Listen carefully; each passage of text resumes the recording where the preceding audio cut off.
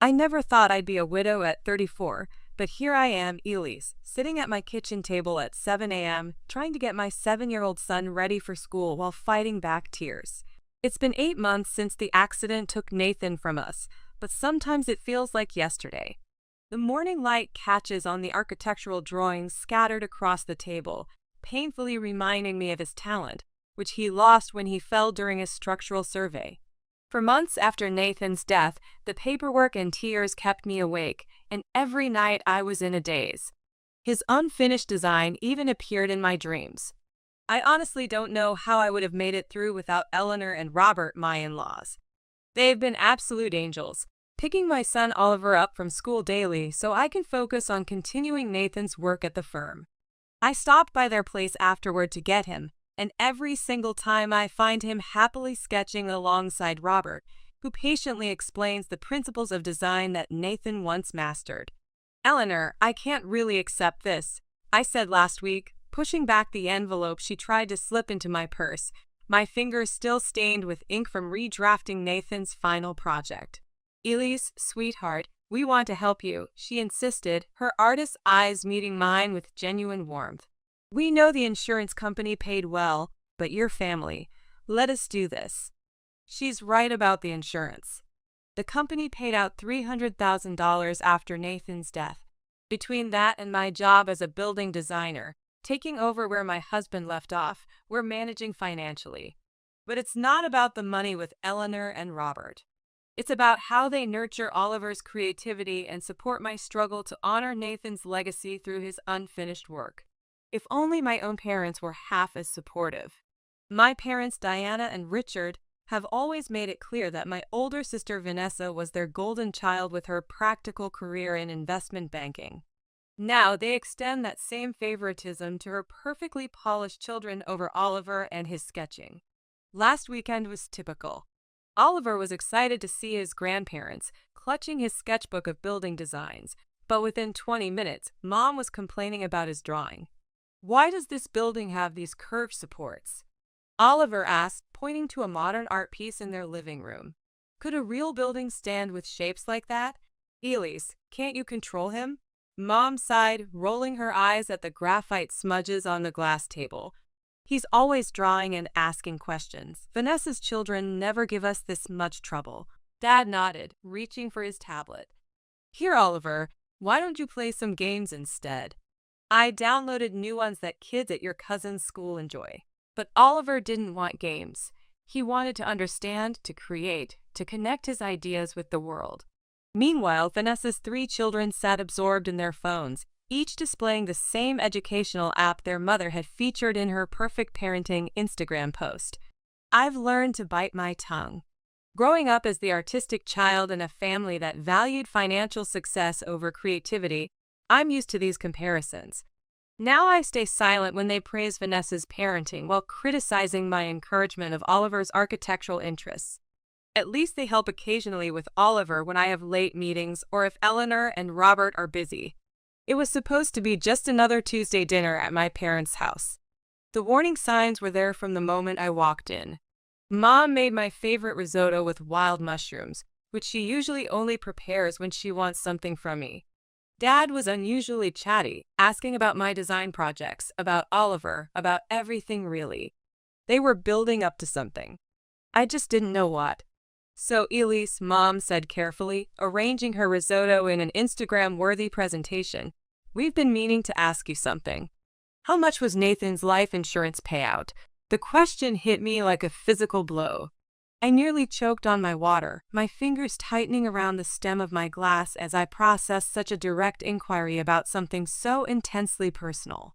Maybe it was the shock, or maybe I was just tired of keeping my grief locked away from my parents, but I answered honestly. "About $300,000, I said quietly, watching their expressions change. The silver serving spoon in Mom's manicured hand clattered against her designer plate. Dad's head snapped up so fast I thought he might strain a muscle. They stared at me like I'd just announced I'd won a prestigious architectural award, something they'd never shown interest in before. "Well," my mom said, putting down her utensils deliberately, "what are you planning to do with all that money?" I could feel the weight of their expectations pressing down on me like the heavy beams in one of Nathan's structural designs. I've invested most of it, I explained, trying to keep my voice steady as I traced the rim of my water glass. It's for Oliver's future, his education and creative pursuits, maybe help him start his own design firm someday. Nathan and I always talked about it. But that's years away, Dad interrupted, waving his hand dismissively as though brushing away his grandson's future. You should be thinking about the present, Elise, about yourself and your family connections.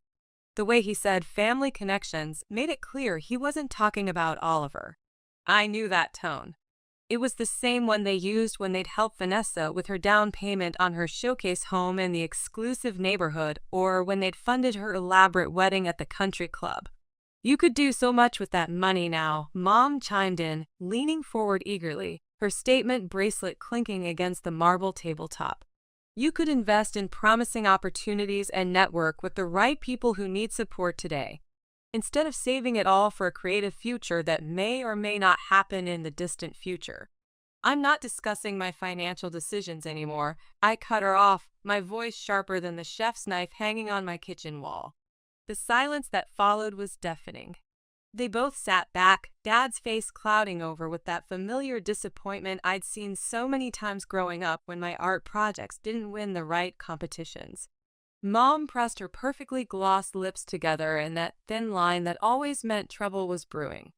The rest of the dinner passed in tense silence, broken only by the gentle scraping of designer flatware against imported plates. I thought that would be the end of it. Knowing my parents, I expected them to give me the silent treatment for at least a month, excluding me from their social media posts. It's what they always did when I didn't conform to their vision of success. But to my surprise, my mom called just a week later. We're having a family brunch on Sunday, she announced, her voice warm as if nothing had happened. Vanessa and her children will be there too. You must come, darling. Something about her cheerful tone made me uneasy, but I agreed. When I arrived that Sunday, Vanessa was already there with her 3 dressed-up children, all absorbed in their matching tablets. As we sat down to eat, Vanessa started talking about rising private school tuition and how hard it was to maintain their lifestyle. Everything is just so expensive now, she sighed, passing the potatoes. Richard and I barely have enough for our social commitments anymore. As Mom dabbed at her eyes with a napkin, Vanessa cleared her throat and sat up straighter. I've been thinking, she announced. Elise and I should help Mom and Dad financially. I'll send them $500 every month. I wish I could do more, but you know how it is with 3 children in private education. She trailed off before turning to me. But you, Elise, you should send them $1,000 monthly. Excuse me? I nearly choked.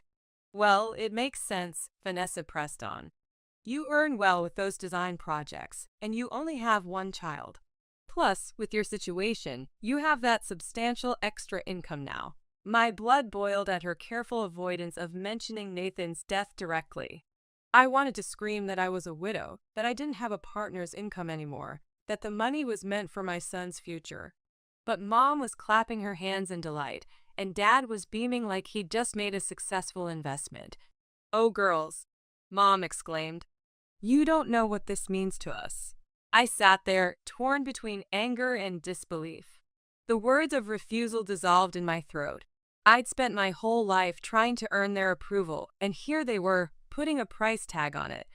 Fine, I heard myself say. I'll do it. The first transfer hurt the most. $1,000 gone with a few clicks. I told myself it was worth it if it meant more family support with Oliver, but that fantasy quickly dissolved. Mom, could you pick Oliver up from school today? Eleanor has an art exhibition, and I have a client presentation. Oh, darling, I'm so sorry, Mom's voice crackled through the phone. I've got such a migraine today. You know how sensitive I get when the weather changes. This became a predictable pattern. Every time I needed help with Oliver, there was an excuse. Mom was meeting clients. She was hosting her book club. Dad was networking. Meanwhile, the $1,000 left my account like clockwork every month. One frustrating Thursday, after Mom claimed she couldn't watch Oliver because of a charity committee meeting, I called Eleanor in desperation. Of course we'll pick him up, Eleanor said without hesitation. Robert's already heading to the school. He loves their conversations about building designs. Oliver's been sharing his ideas for a treehouse. I hung up and sat at my drafting table, fighting back tears. $1,000 a month bought me nothing but excuses from my own mom, while my mother-in-law canceled an important gallery meeting to help without asking for anything in return. December crept up on me that year, the holiday lights reflecting off the models Oliver and I had built together. We'd always spent Christmas at my parents' house despite my discomfort. The call came a week before Christmas. I was helping Oliver with his drawing when my phone lit up with Mom's picture. Elise, sweetheart, she started, using that honeyed tone that always preceded something unpleasant. About Christmas Eve, we've decided to do something different this year. We're having a sophisticated party. No children allowed. The pencil I was holding snapped between my fingers. What? It's just that we want to do something more elegant this year, Mom continued. You know, fine wines, intelligent conversation, networking opportunities. But it's Christmas, I protested, moving away so Oliver couldn't hear. What am I supposed to do with Oliver? He's been working on handmade ornaments all week. Oh, that's simple, she replied dismissively. You can leave him with Eleanor and Robert. You'll arrive around 7? Maxwell's associates will be there, some interested in architectural design. After hanging up, I stared at Oliver, unaware his grandmother had just excluded him from Christmas. My heart ached watching him concentrate, his tongue sticking out just like Nathan's used to. I spent the next week weighing options. Celebrating without Oliver felt wrong, but skipping family Christmas seemed like burning a bridge Mom would never let me forget. Finally, I drafted a compromise. Leave Oliver with Eleanor and Robert briefly, make an appearance to exchange gifts, then escape back to celebrate properly with my in-laws and son. On Christmas Eve, I pulled up to my parents' house alone, a collection of gifts in hand. The driveway was lined with luxury cars, more than usual for our family gatherings. I opened the door, and the world seemed to tilt sideways.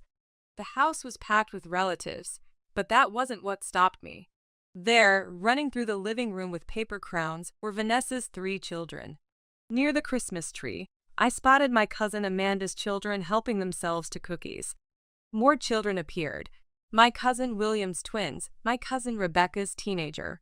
I stood frozen, the gift bag hanging limply as reality constructed itself in my mind. This wasn't an adults-only party. It was a gathering where only my son wasn't welcome. Aunt Catherine was the first to spot me. Elise, darling, where's little Oliver? Don't tell me he's not feeling well on Christmas Eve. Before I could answer, my cousin Michael approached. Yeah, where's our budding architect? James has been excited to show him the building set we got him. More relatives gathered, all asking the same question. Where was Oliver? Each inquiry felt like a compass piercing my heart. Through the crowd, I spotted Mom in the kitchen, arranging canapes as if everything was normal, as if she hadn't excluded her only grandson from Christmas. Excuse me, I managed to say, navigating past my relatives. I led her into the study, away from the party. You told me this was an adults-only gathering, I said, fighting to keep my voice steady. You specifically told me not to bring Oliver. So why are all the children here? Mom straightened her sweater. Well, that's different. Different how? Those children know how to behave at sophisticated gatherings. They understand social expectations. I stared in disbelief. Socially appropriate? Oliver is one of the most thoughtful children I know. His teachers praise him. Eleanor and Robert always say. Oh, Eleanor and Robert, Mom interrupted. They indulge him, encourage all those drawings and questions. The other children fit in better here. As if on cue, a commotion erupted from the dining room. Vanessa's youngest son had grabbed Pate and was flinging it at his sister, splattering her dress as she shrieked. I raised an eyebrow. Yes, I can clearly observe their superior social graces. Mom's face hardened. That's just playful holiday spirit, but when Oliver sketches during dinner, that's inappropriate. I'm leaving, I announced. I'm returning to my son. Mom shrugged. Fine, leave if you must, but place your gifts under the tree first. Something snapped inside me. Before I could second-guess myself, I walked into the center of the living room and cleared my throat loudly. Several people have asked why I'm alone tonight. I began, my voice strong. I'm here alone because Mom told me this was an adults-only party. I was told not to bring Oliver. What? Aunt Catherine's voice cut through the silence. But all the children are here. We weren't told about any ban on children. Mom stepped forward, flushed. Elise, this isn't the time. This is exactly the time, I continued. There wasn't a ban on children. There was a ban on one child. My son. The room erupted in murmurs. I saw shocked faces and disapproving looks directed at my parents. But that's not even the worst part, I added. While my son isn't good enough for Christmas, I'm apparently good enough to send my parents $1,000 every month.